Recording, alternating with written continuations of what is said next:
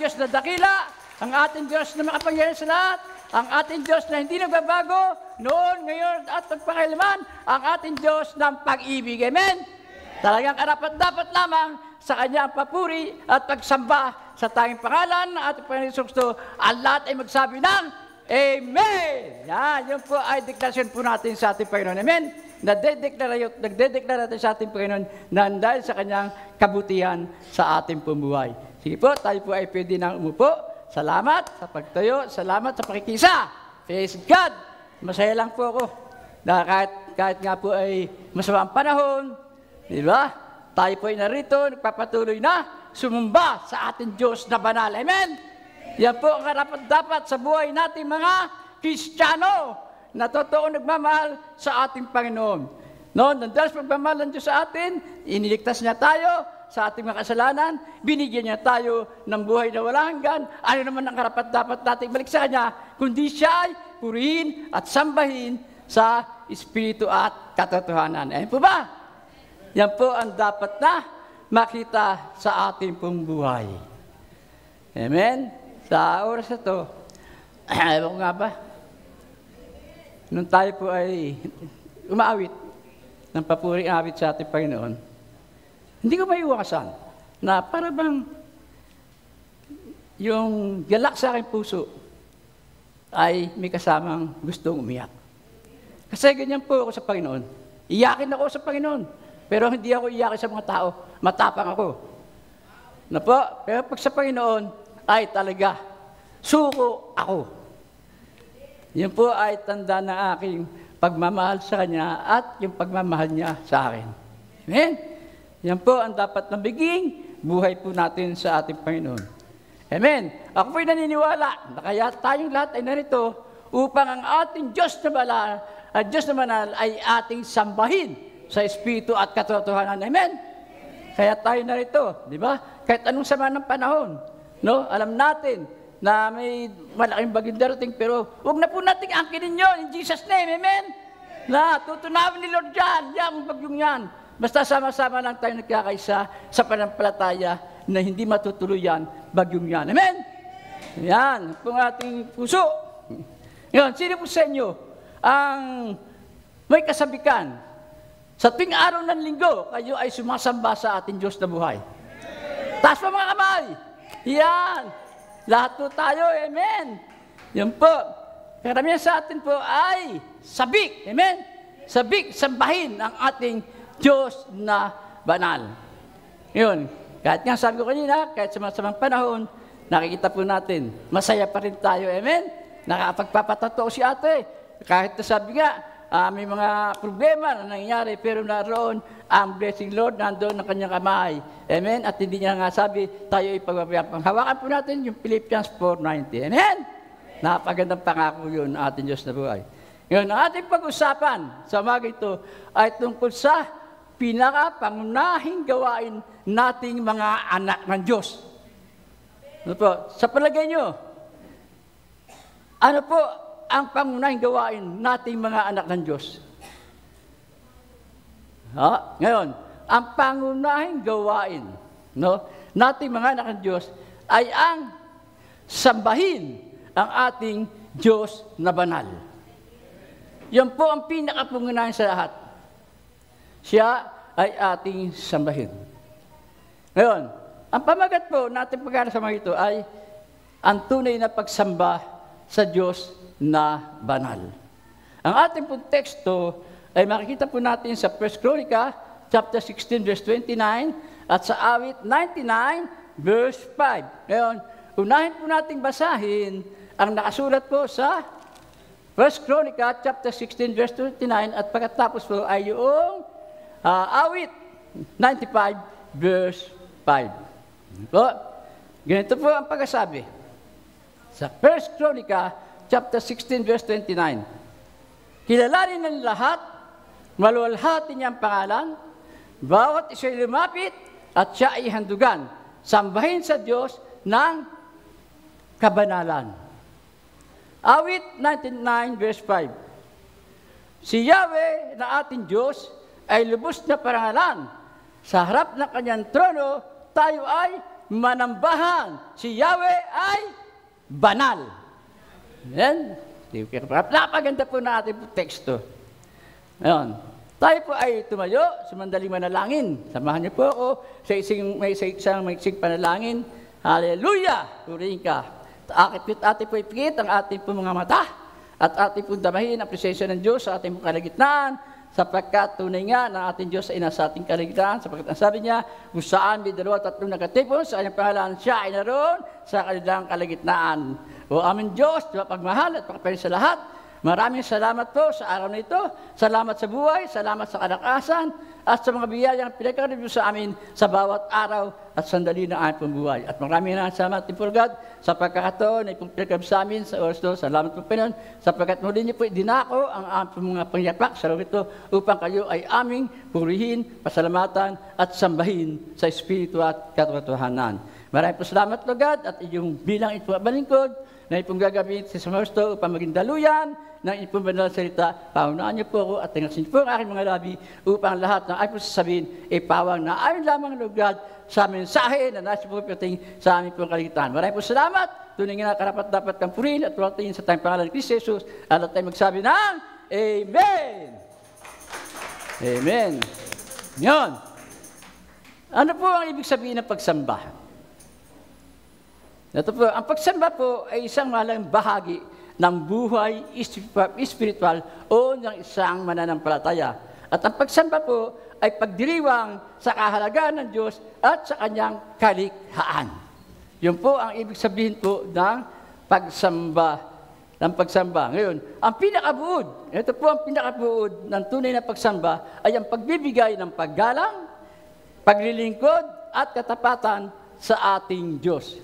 Ngayon, at ayon po sa banal na kasulatan, ang isang paraan ng papapakita ng ating paggalang, pasasalamat at sa ating pagmamahal sa ating Diyos ay sa pamagitan ng pagsamba.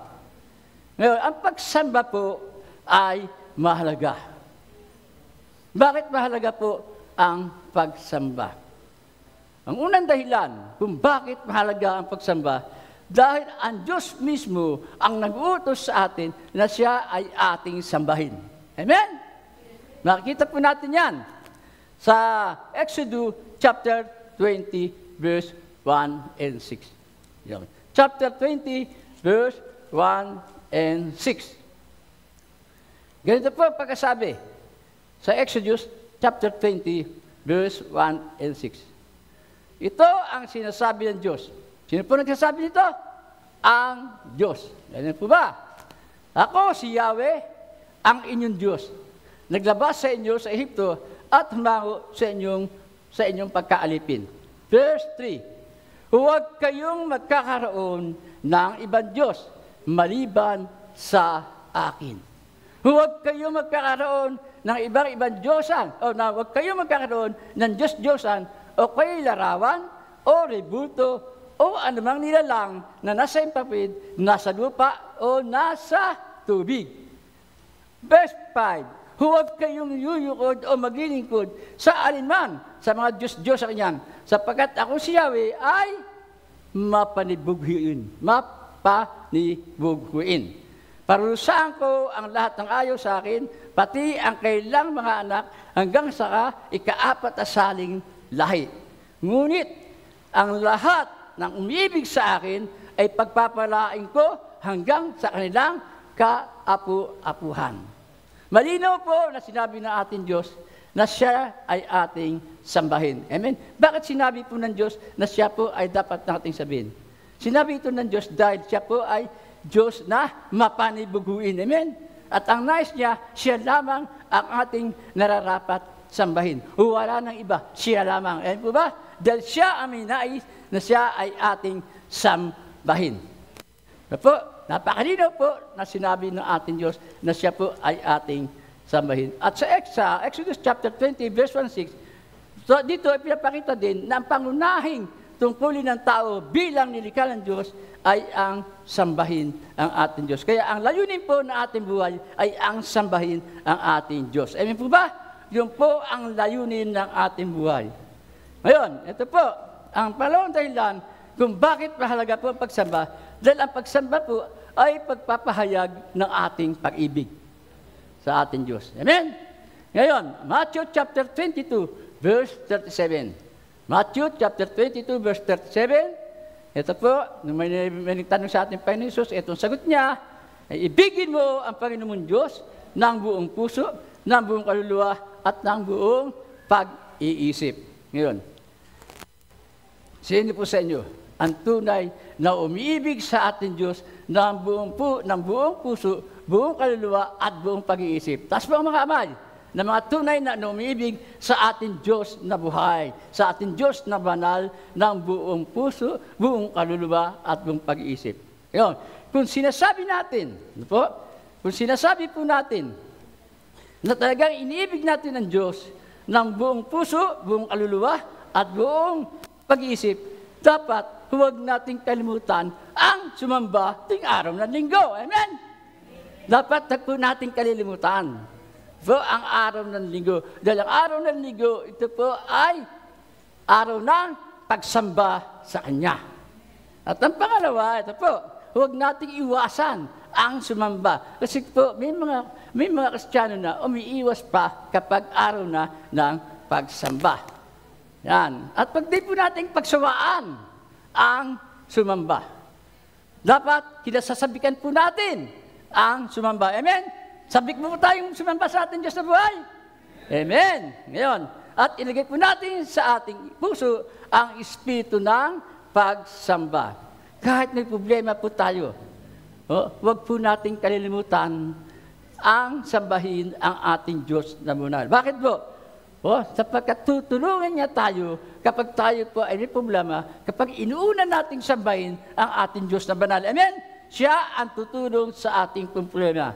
At kapag tayo po ay palaging sumasamba sa ating Diyos, tayo po ay malakas sa ating Diyos. Bakit po? Dahil tinutugon niya ang ating panalangin. Sapagkat ang sabi po sa banal na kasulatan, sinasagot ng Diyos ang panalangin ng mga sumasamba sa Kanya. Amen? Kaya napakahalaga po na tayo po ay laging sumasamba sa ating banal na Diyos. Ngayon, ang pangatlo, ito po, ang pangatlong dahilan kung bakit mahalaga ang pagsamba, dahil ang pagsamba po ay pampalakas ng ating pananampalataya. Amen? Naniniwala po ba kayo doon? Na kapag tayo po ay lagi sumasamba sa ating Diyos na bahay, lumalakas ang ating pong pananampalataya. Yan po. Yan. Romans chapter 10, verse 17. Yan po natin na sinasabi sa Romans 10:17. Kaya't ang pananampalataya ay bunga ng pakikinig at nakarinig lamang kung may nangangaral tungkol kay Kristo. Yan po.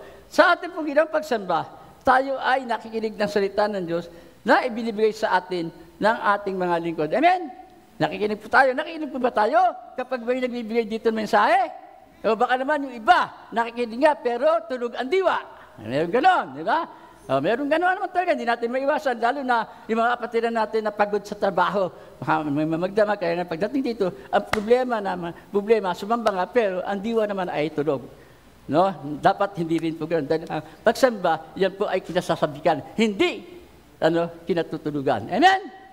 Yan po ang napakasarap dyan. Ngayon, ito, pag tayo po ay palagi nakikinig ng salita ng Diyos, lalakas ang ating panampalataya at ang salita ng Diyos ang ating maging gabay sa ating pang-araw-araw na pamumuhay para sa ating pong ikabubuti. Amen? Kaya napakalaga po ang salita ng Diyos. Ngayon, ang pang-apat, ito po, ang pang-apat na dahilan kung bakit mahalaga ang pagsamba, dahil ang pagsamba po ay pagpapahayag ng ating pagpupumbaba sa harapan ng ating Panginoon. Yan po. Ngayon, Santiago chapter 4, verse 10. Ang sabi dito, magpakumbaba kayo sa harapan ng Panginoon at ililigtas niya kayo. Yun. Sa ating ginawang pagsamba sa ating Panginoon, tayo po ay nagpapakumbaba sa Kanyang harapan. Kapag tayo po ay nagpapakumbaba sa harapan ng ating Diyos, siya po ay lalapit sa atin, pagpapalaan niya tayo at itataas niya tayo. Amen? Yun, ang sabi po sa Matthew 5:5, mapalad ang mga mapagkumbaba sapagkat tatamuhin nila ang ipinangako ng Diyos. At ang panglima, ito po, at ang panglima, kung bakit mahalagang pagsamba, Dahil ang pagsamba po ay isang paghahanda sa buhay na walang hanggan. Na po, ang pagsamba po ay paghahanda sa buhay na walang hanggan. Pahayag chapter 7, verse 9 and 12. Ito po, nakasulat dito. Pagkatapos nito'y nakita ko ang maraming taong di kaya bilangin ni naman. Sila'y mula sa bawat bansa, lahi, bayan at wika. Nakatayo sila sa harapan ng trono at harapan ng trono ng kordero, nakadamit na puti at may hawak na palaspas. Verse 10, sabay-sabay nilang sinabi, ang kaligtasan ay mula sa kordero at sa ating Diyos na nakaluklok sa trono. Verse 11, tumayo ang lahat ng anghel sa palibot ng trono ng matatanda at ang apat na nilang na may buhay. Sila'y nagpatira pa sa harapan ng trono at sinamba ang Diyos. Yan, ang wika nila. Amen. Sa ating Diyos ang kapangyarihan, kadakilaan, karunungan, pasasalamat, karangalan, kapangyarihan at kalakasan magpakailanman. Dito po ay inilalarawan ang isang pangitain kung saan ang lahat ng bansa, lahi, wika ay masamba sa Diyos doon sa langit. Dito po sa lupa, ang ginagawa po natin pagsamba dito ay isang paghahanda sa walang hanggang pagsamba doon sa kaharian ng Diyos. Kaya dito po lamang sa lupa, masanay na tayong sumamba sa ating Diyos. Dahil sa kaharian ng Diyos, wala po tayong ibang gagawin kundi ang sumamba sa ating Diyos.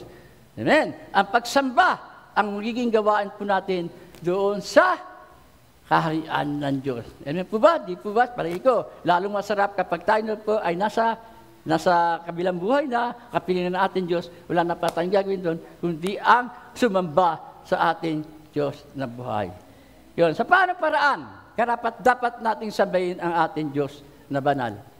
Yun, maaari lamang nating sambahin ang ating Diyos na banal sa Espiritu at katotohanan. Sapagkat ito po ang hinahanap ng Diyos sa lahat ng mga sumasamba sa Kanya. Ang siya ay sambahin sa Espiritu at katotohanan. Ngayon, John chapter 4. Ay, thank you.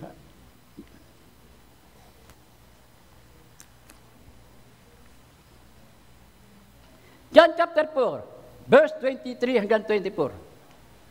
Ang sabi po rito, ngunit dumating na ang panahon, ngayon na ang mga tunay na sumasamba sa Ama ay sasamba sa Kanya sa Espiritu at katotohanan.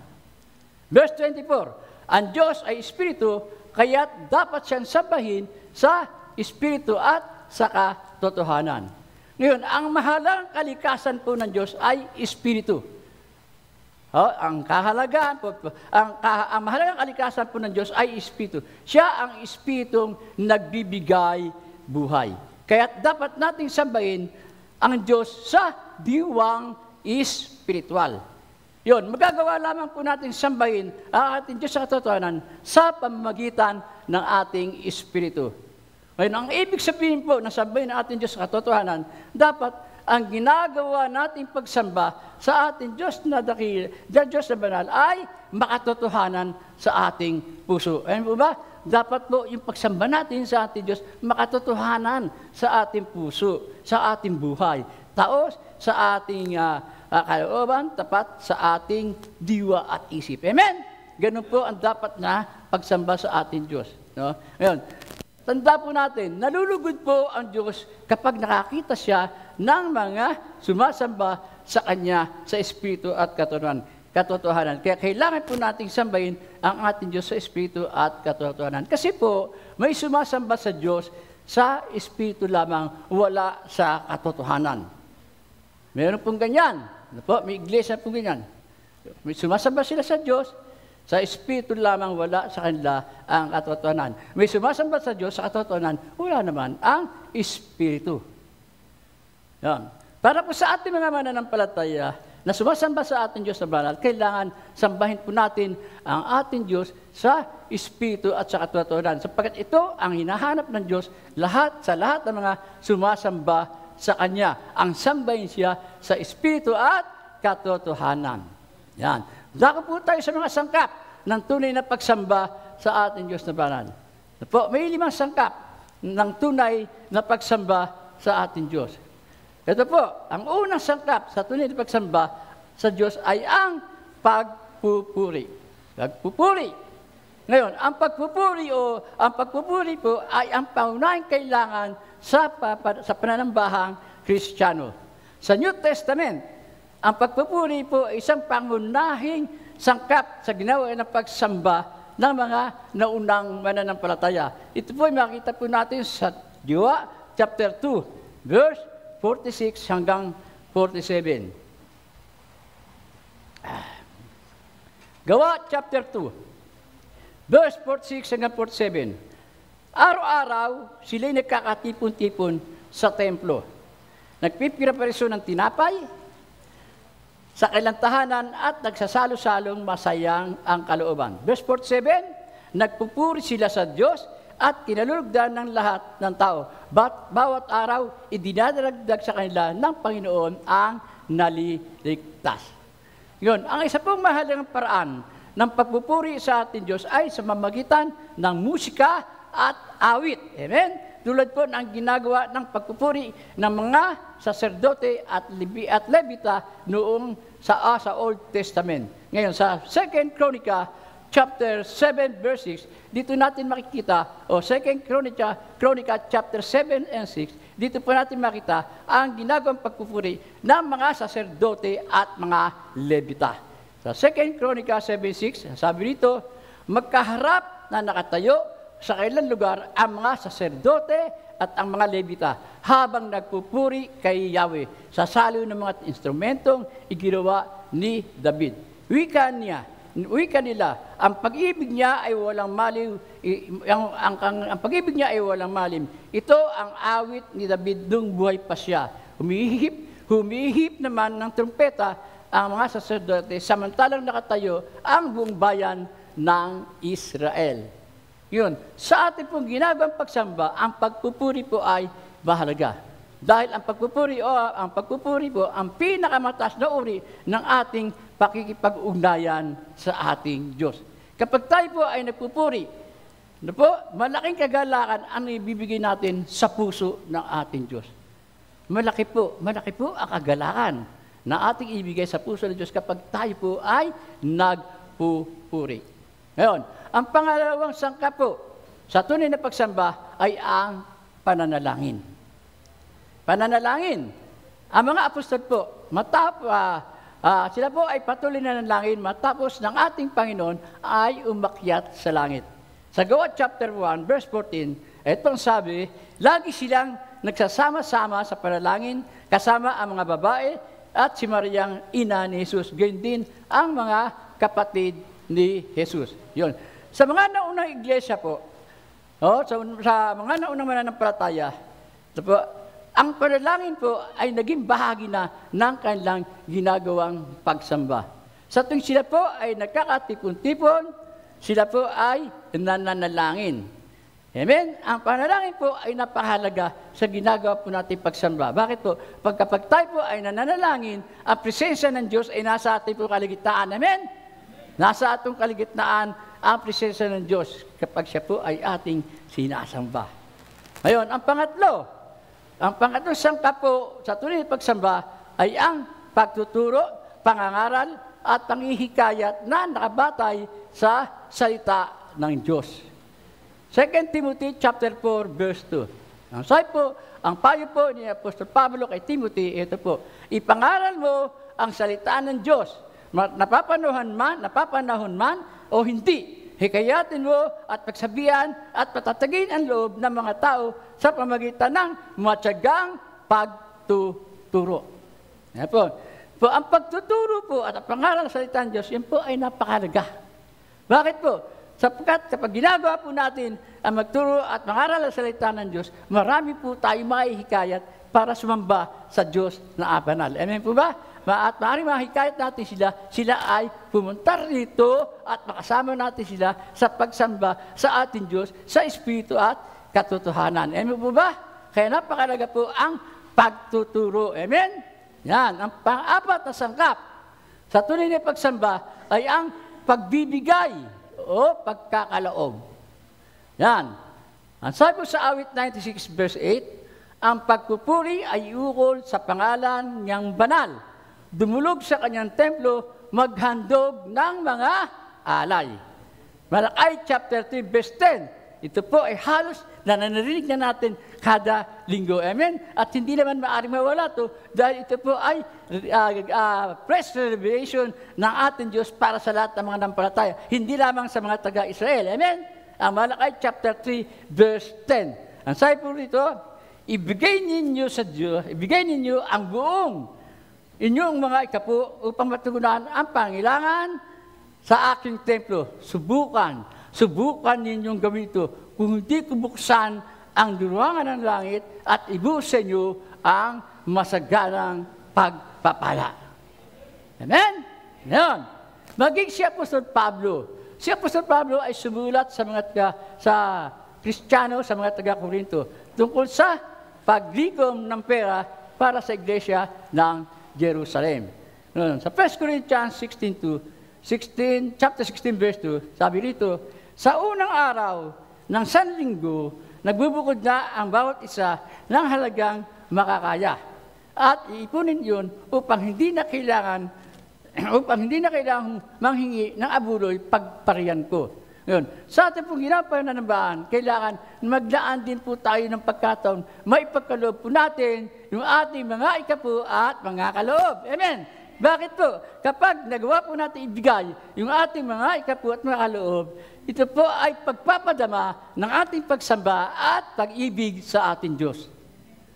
Yan po ang nagagawa po ng ating pagbibigay ng ating mga ikapo at mga handog. Ito po ay pagpapadama ng ating pagsamba at pag-ibig sa ating Diyos. Ang panlimang sangkap po ng tunay pagsamba ay ang pag-ala-ala sa kamatayan ng ating Panginoong Hesukristo sa pamagitan ng komunyon o banal na hapunan o sa pamagitan ng pagpira-piraso ng tinapay. Gawa chapter 2 verse 42.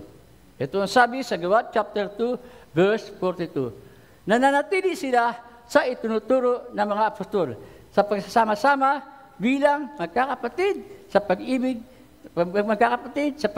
sa pinaparasyon ng tinapay at sa pananalangin. Ngayon, sa bahagi ito, inilarawan po ni Lucas, kasi po si Lucas ang sumulat po ng mga gawa. Amen? Si Lucas.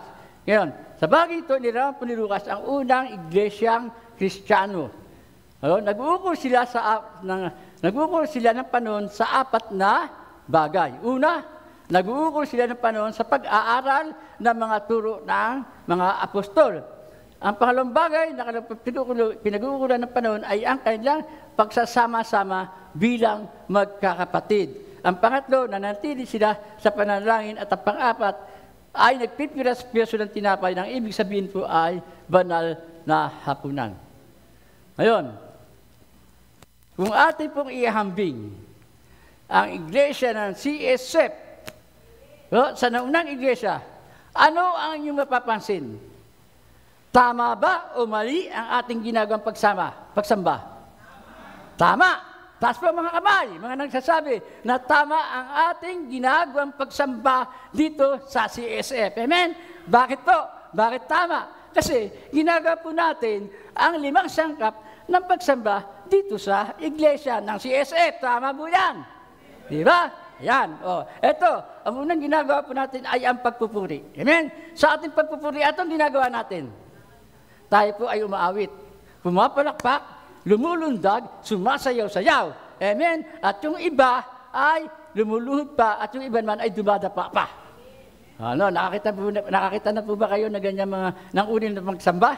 Di ba? May dumadapa, may lumuluhod, may pumapalakpak, may umaawit, may lumulundag, may sumasayaw sa saliw ng mga tugtugin. Amen? Yan po ang nakikita po natin sa iglesia ito po. Di ba? Dahil sama-sama tayo, dahil sa kada linggo, ginagawa po natin ang magpuri sa ating Diyos na banal. Ayun, ito po, ang pangalawa ay ang pananalangin. Amen? Ang pananalangin. Bago pa naman magsimula ang ating pananambahan, tayo po ay nananalangin muna. Amen? Tayo po ay meron mananalangin doon, minanalangin doon, minanalangin dito, minanalangin doon. Na po? Dahil ba, bakit po mahalaga ang panalangin? Dahil diyan po natin makita yung pagkilos ng kamay ng Diyos. Amen? Diyan po natin makikita yan.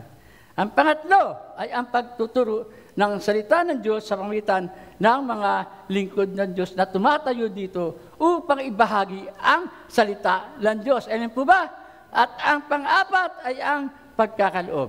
Ginagawa po natin ang pagkakaloob ng ating mga ikapu. Amen? Binibigay po natin yan. No? Yung ating mga handog. At ang panglima ay ang banal na hapunan. 2 beses natin ginagawa ito sa isang linggo. Amen po ba? Ngayon, tama po ba ang ating pong ginagawang pagsamba sa ating Diyos na banal? Amen. Tama po. Amen. Tama po tayo. Hindi po tayo nagkakamali. Ano po? Kasi kung ating pong susuriin yung ibang mga iglesia, mayroon doon hindi na ginagawa ang mga ikapu. Amen? Mayroon mga ganyan. Hindi na, dahil sila daw po ay nabubuhay sa biyaya ng Diyos. Pero sa atin, hindi po natin dapat alisin ang ikapu. Dahil yan po ay revelation ni Lord sa buhay natin. Amen? Yan po. Ngayon, tandaan po natin, ang pagsamba po ay pinaka-pangunahing gawain nating mga anak ng Diyos.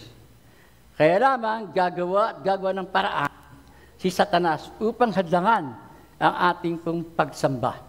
Naniniwala po ba kayo dyan? Gumagawa si Satanas sa paraan upang hadlangan ang ating pong pagsamba. Ngayon, yung 6 na hadlang, ito po ang 6 na hadlang sa pagsamba. Marami pong hadlang, pero kumuha lang po ako ng 6. Yung 6 na hadlang sa pagsamba. Ito po ang unang hadlang sa pagsamba ay kung, punawain po natin ito, no? Kung ang ginagawang pagsamba ay isa lamang pamamaraan at paglilingkod na nagmula lamang sa bibig at hindi sa puso. Kapag ang ating ginawang pagsamba ay hindi nagagaling sa ating puso, hindi po tinatanggap ng Diyos ang ganitong uri ng pagsamba, sapagkat ang ganitong uri ng pagsamba ay pakukunwari lamang. Na po, meron pa ng pakukunwari pagsamba at meron ding tunay na pagsamba. Amen? Yun. Sa Matthew chapter 15, verse 7 and 9, makita po natin dito na pinagalitan ng ating Panginoong Kristo ang mga Pariseyo nandang sa kanilang pagkukunwari. No? Matthew chapter 15, verse 7, ang sabi nito, mga mapang-ibabaw, tama ang hula ni Isaiah tungkol sa inyo, paggalang na handog sa akin ng bayan ko ay pang-ibabaw lamang. Hindi sa puso ito bumubukal. Pagpupulit pagsamba nila ay ginagawa ng walang kabuluhan. Ang utos ng tao ay itinuturing ng utos na may kapal. Ngayon, mahalagang malaman po natin na ang nagbibigay kahalagaan sa ating ginawang pagsamba ay ang motibo ng ating puso. Na po, ang motibo ng ating puso po ang nagbibigay kahalagaan sa ating ginagawang pagsamba. Ang ibig sabihin ito, ang motibo ng ating puso ay ang marubdob na pagnanais na mabigyan po natin ng kapurihan ang ating Diyos na banal. Amen? Kaya sa pagpasok pa lamang natin dito sa bahay-sambahan ng ating Panginoon, dapat kailangan bukas na ang ating puso at handang bigyan siya ng kapurihan. Amen? Kailangan bukas na ang ating puso. No po? Kaya para sa ating pagsamba, ay hindi nanggagaling sa bibig, kundi sa ating pong puso. Ngayon, at pagdasain po natin, madama ang presensya ng Diyos at ang kanyang kalawatian sa ating ginagawang pagsamba. Kung ito ang hangharin ng ating puso, sa ginagawa natin pagsamba, makikita po natin ang pagkilos ng Diyos sa buhay po natin. Ngayon, ito po ang pangalawang hadlang. Ang pangalawang hadlang sa pagsamba ay ang pag-ibig sa sanlibutan. Alam na po natin, ang nakapaloob sa sanlibutan ay halos puro kasalanan, kahalayan. Amen? Nakikita po natin sa sanlibutan. 1 John chapter 2, verse 15. Tingnan po natin. Ang sabi ito, huwag ninyong ibigin ang sanlibutan o ang mga bagay sa sanlibutan. Ang umiibig sa sanlibutan ay hindi umiibig sa Ama. Verse 16. Sapagkat ang lahat na nasa sanlibutan ay ang nakakapukaw sa masamang pita ng laman o sa masamang hilig ng laman. Yung po ibig sabihin ng pita, yung pita ng laman ay hilig ng laman.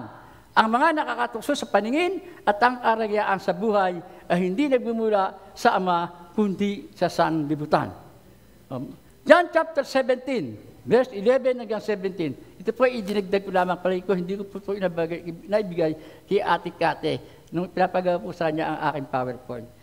John 17, verse 11 to 15. Ito po ay panalangin ng ating Panginoon para sa lahat po ng mga mananampalataya. Ito po ang panalangin ng ating Panginoon Kristo. At ngayon, ako'y pupunta na sa iyo. Aalis na ako sa sanlibutan. Ngunit nasa sanlibutan pa sila. Abang banal, ingatan mo sila sa pamagitan ng kapangyarihan na iyong pangalan. Pangalang ibinigay mo sa akin. Upang sila'y maging isa kung paanong tayo ay iisa. Habang kasama nila ako, iniingatan ko sila sa pamagitan ng kapangyarihan na iyong pangalang ibinigay mo sa akin. Inalagaan ko sila at ni isa man sa kanila ay walang napahamak, liban sa taong humanap ng kanyang kapahamakan. Ngunit ngayon, upang matupad ang kasulatan, ngunit ngayon ako'y pupunta na sa iyo. At sinasabi ko ito habang ako ay nasa sanlibutan upang mapuspo sila ng aking kagalakan. Naibigay ko na sa kanila ang iyong salita at pinapuputang sila ng sanlibutan sapagkat hindi na sila taga sanlibutan. Tulad kong hindi makasanlibutan. Verse 15, hindi ko idinadalangin asin mo sila sa sanlibutan, kundi iligtas mo sila sa masama. Yan po. Ngayon, tayo po bilang mga manampalataya, hindi natin maiwasan na tayo po ay manirahan dito sa sanlibutan. Amen? Hindi po natin maiwasan yan. Subalit, hindi natin dapat ibigin ang sanlibutan o ang maging makasanlibutan. Sa halip, kailangan patayin po natin ang pag-ibig sa sanlibutan at palitan po natin ng pagsamba sa ating Diyos. Amen? Yun po ang dapat natin gawin. Patayin po natin ang pag-ibig sa sanlibutan upang hindi tayo mahadlang sa ating pong ginagawang pagsamba sa ating Diyos na banal. Ngayon, ang pangatlo, ito po, ang pangatlong hadlang sa pagsamba ay ang katamaran. Yan, katamaran. Yun, natatamad gamitin ang lakas na kinakailangan sa pagsamba sa ating Diyos na banal. Kawikaan, chapter 24, verse 30 hanggang 34. Napadaan ako sa bukid at umasan ng isang tamad at mangmang. Ito'y puno ng matinik na damo at gumuho na ang bako dito. Verse 32, ang nakita ko'y pinag-isipan kong mabuti at may nakuha akong magandang aral. Konting tulog, bagyang idlip, sandaling paghinga at paghahalop-iptip. Samantalang namamahinga ka, ang kahirap ay darating sa iyo na parang armado magnanakaw upang kunin ang lahat ng iyong kailangan. Yun, dapat po natin kilalanin na ang katamaran ay para magnanakaw. Amen? Ang katamaran po ay para magnanakaw, kaya kailangan mapalitan po ang katamaran ng espiritual na kasipagan upang hindi pumahadangan yung ating ginagawang pagsamba. Kailangan maging masipag po tayo sa ginawang pagsamba upang magamit po natin ang kalakas na pinagkaloob sa atin na ating Diyos sa buhay sa pagsamba sa Kanya. Amen? Gamitin po natin yung ating kalakasan. Ako, naniniwala po ako, lahat na rito ay masipag sumamba. Amen? Lahat po tayo rito ay masipag sumamba. Amen? Bakit? Kita nyo naman, yung marami nga, mamaya na lang. Tutuloy ko.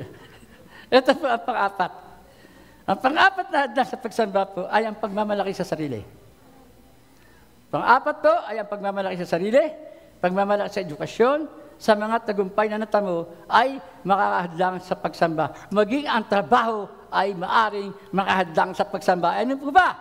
Naniniwala po kayo? Ang pagtatrabaho, marami na pa ako nakitang ganyan. Ano po? Yan, ngayon, Santiago chapter 4, verse 6. Sabi rito, ngunit higit na malakas ang tulong na ibinibigay ng Diyos sa atin. Kaya't sinasabi sa kasulatan, ang Diyos ay laban sa mapagmataas, ngunit nalulugod sa mga mapagpakumbaba. Ngayon, ang panglimang hadlang, dako po tayo sa palimang hadlang, sa pagsamba ay ang mapamintas na espiritu. Oh, mayroon palang mapamintas na espiritu. Ano po?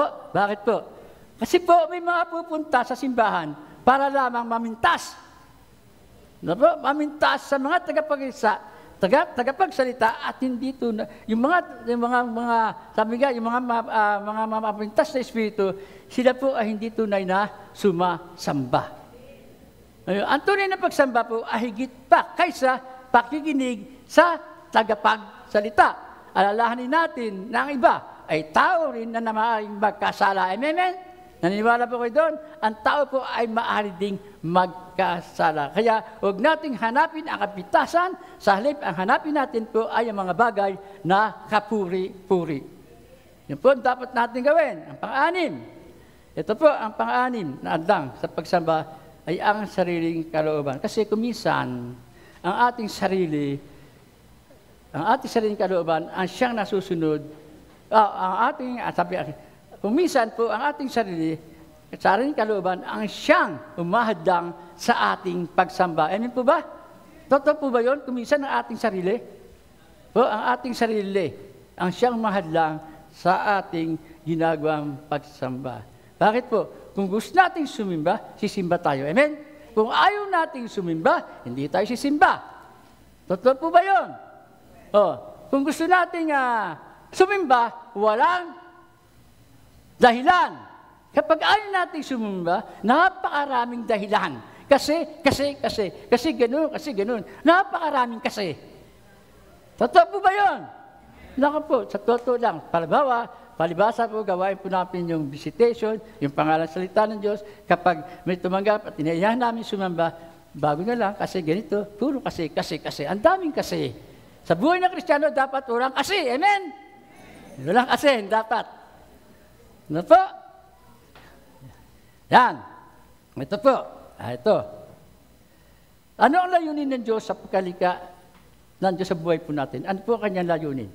Ang layunin ng Diyos sa pagkalika niya sa ating buhay ay para purihin at sambahin siya sa Espiritu at katotohanan. Kaya wala na tayong maidadahilan upang hindi natin magawang sumamba, maliban na lamang kung may problema sa ating pamilya. Amen? Dahil ang pamilya po natin, ang unang ministeryo po natin, amen? Ang ating pamilya. Hindi po natin maiwasan na kaya wala tayo dito, may problema sa ating pamilya. Yan po ba? Ngayon, kapag tunay po ang ginagawa po natin pagsamba, may mga bunga tayo matatanggap. Sabi nga yung,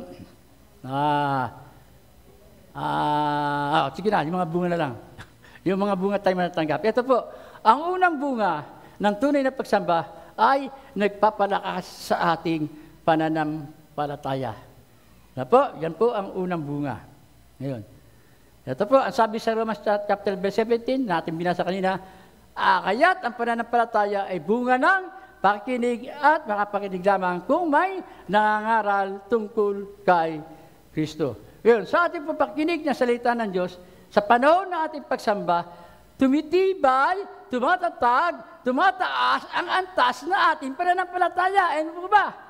Bakit po? Bakit ang salita ng Diyos, yan po ay nagpapatibay, nagpapataas ng antas na ating pananampalataya na upang sa gayon, anumang problema dumating sa ating buhay, kayang-kaya natin mapagtagumpayan. Amen? Kaya po ang kahalagaan ng salita ng Diyos. At hindi lamang yon. Lumalalim pa ang pagkilala natin sa ating Diyos. Yan po ang bunga.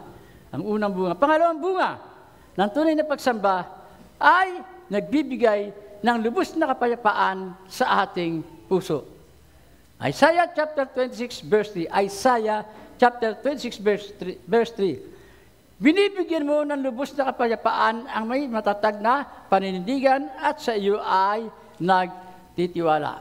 Kapag nakatuon po ang ating puso sa pagsamba, pinupuno ng Diyos ang ating puso ng kanyang kapayapaan na hindi kayang ibigay ng sanlibutan. Ayan po ba? Pinupuno ng Diyos yung ating puso ng kapayapaan. kapayapaan na hindi kayang tumbasan, hindi kayang ibigay ng sanlibutan ito. Yun po, ang pangatlong bunga ng tunay na pagsamba ay nagpapalago ng ating pagkakaisa. Naniwala po ba tayo doon? Kapag tayo po ay lagi nakakatipon-tipon, tayo po ay lagi sumasamba, ito po ay nagpapalago sa ating pagkakaisa. Hebrews chapter 10 verse 25. Ito po ang pagkasabi. Unawain po natin mabuti. Ang sabi nito, huwag kaligtaan. Ano po sabi? Huwag kaligtaan ang pagdalo sa ating pagtitipon-tipon gaya ng ginagawa ng iba. Kaya po, hindi na tayo dapat magtaka. Kuminsan, marami pong mga Kristiyano na hindi na po natin nakita na sumasamba. Kaya huwag po natin tularan daw po yung mga ganoong tao. Kundi, ang sabi dito, palaksin ang loob ng isa't isa, lalo na ngayon na nakikita natin nalalapit na ang pagdating ng Panginoon. Ngayon, ito po, ang sama-samang pagsamba, isang paraan upang tayo po ay magpalakasan at magpaalalanan sa isa't isa. Kaya mahalaga po ang ginagawa natin pagsamba sapagkat kapag tayo po ay laging nakakatiputan, lagi po tayo sumasamba, tayo po ay nagpapalakasan, nagpapaalanan sa pamagitan ng ating pong pagsamba. Kaya wag po natin kalimutan na lagi po tayo sama-samang magsamba. Amen? Dahil sa ganitong uri ng pamamaraan, tayo po ay nagpapalakasan sa isa't isa. Amen po ba? Lumalago, tumatatag ang ating pananampalataya. Yun po. Yun po. Ito po ang pang-apat na bunga ng pagpapayag natin, ang bunga, ang pang-apat na bunga ng pagsamba ay isang paraan ng pagpapahayag ng ating pasasalamat sa ating Diyos na banal. 1 Thessalonica chapter 5 verse 18. Ang sabi po rito, ipagpasalamat ninyo sa pangalan ni Kristo Jesus ang lahat ng pangyayari sapagkat ito ang nais ng Diyos. Yun, sa ating pong pagsamba, na ipapakita po natin ang ating taos-pusong pasasalamat sa lahat ng mga kabutihang ginagawa ng Diyos sa buhay po natin. And ngayon, ito po ang panglimang bunga. Ang panglimang bunga ng tunay pagsamba, ito po, kung gaano, ito po ay pag-aalala sa ating, ang panglimang bunga po ng pagsamba ay nagpapaalala sa atin kung gaano kabanal ang ating Diyos at kung paano tayo mabubuhay ng may paggalang sa Kanya. Sa awit 96 verse 9, ito po pagsabi, kung si Yahweh ay dumating sa likas niyang kabanalan, humarap na nanginginig ang lahat ng sasandaigdigan. Amen. Ngayon, yun po ang limang bunga ng tunay na pagsamba. Ngayon, sa akin po pagtatapos. Malapit na. Ito po, sa ating pagtatapos, mahalagang malaman po natin na ang pagsamba po ay ang pangunahing tungkulin ng mga anak ng Diyos. Amen? Taas po ang kamay ng mga anak ng Diyos. Taas po ang mga kamay ng mga anak ng Diyos. Tandaan po natin na po, ang pagsamba, ang pangunahing tungkulin natin. Amen? Ang pangunahing tungkulin po natin. Kaya kailangan maging bahagi na ng ating buhay ang sumamba sa ating Diyos na banal. Amen? At sa magitan po ng ating pagsamba, na ipakita, napapalapit tayo sa ating Diyos, napapatatag ang ating pananampalataya, at ang Diyos ay nalululahati dahil siya ang tumatanggap ng papuri, kaluwalhatian at karangalan na nararapat lamang para sa Kanya. Po, yun. Kapag tayo po ay palagi dumadalo sa ating ginagawang pagsamba, tayo po ay pagpapalain ng Diyos. Amen? Pupulin niya ang ating puso ng kagalakan at kapayapaan na hindi kayang ibigay ng sanlibutan. Nawa, patuloy na dumaloy sa ating puso ang tunay na pagsamba na makapagbigay kaligayahan sa puso ng ating Diyos at makapagbigay kaluwalhatian sa Kanyang banal na pangalan. Pagpalain po tayo lahat ng ating Diyos na buhay. Amen? Amen.